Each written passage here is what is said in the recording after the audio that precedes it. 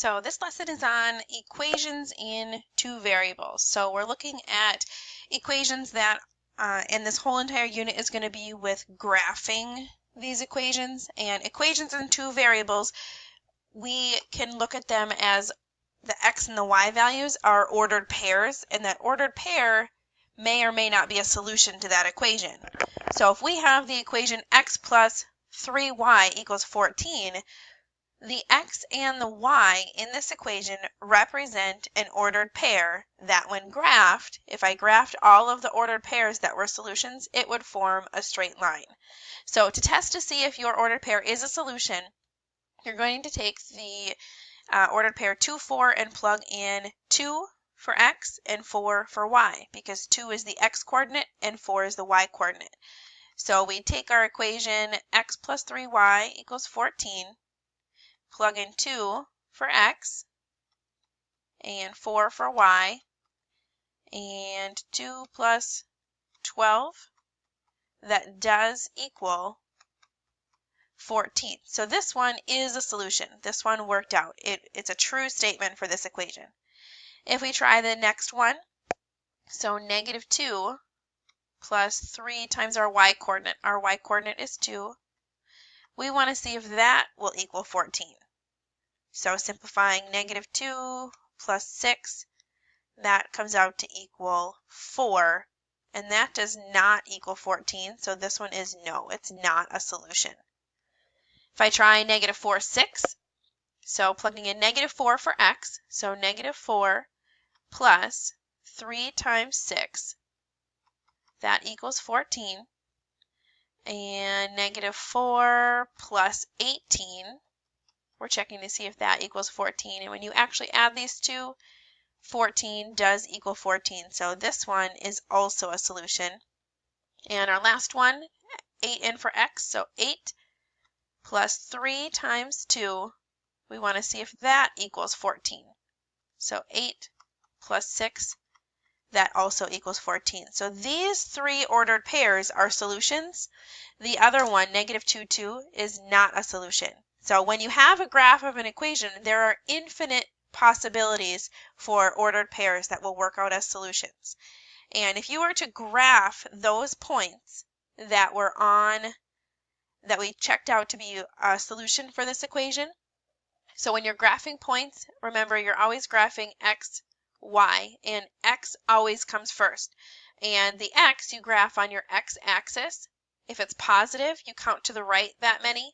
If the x-coordinate is negative, you count to the left that many. And for the y-coordinate, if it's positive, you count up. If it's negative, you count down. So make sure you always start with the x-coordinate. So the x-coordinate is 2. So 1, 2. The y-coordinate is 4. So positive is up. 1, 2, 3, 4. Here's the first point. Another solution was negative 4, 6. So negative 4 and a positive 6 is this point here. And when I graph this one, it should still be on that same line. It should be along the same line. So 8, 2, 8, up 2, that one is. So if I graph these 3 points connected with a straight line, you can see they are all on that same line. This line represents this equation. So this line is x plus 3y equals 14.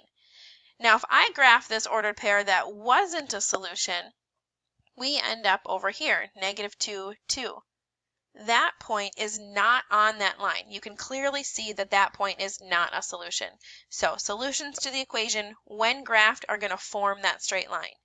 And if you think about it, you really only need 2 points to graph a straight line because you can just connect the 2 dots. However, it's good practice to try 3 points because just in case you make a mistake somewhere in your computation, if you made a calculation error and let's say your graph looked like these 3 points, if one of them was down here, there's no way to draw a straight line with these 3 points. You know one of your calculations was wrong. So you can graph a line with just 2 points, but it is good practice to do with at least 3, so you can definitely see that the line you have is the correct line. Another part of this lesson is having you solve an equation for y, and this is going to be really important the further into this unit we get because we're going to need our equation as y equals and then the rest of it.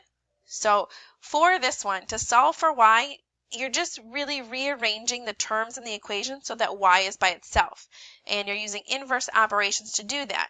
So if on this side, if I have 4x minus 2y equals 10, you could simplify this by subtracting 4x because I want my y term by itself.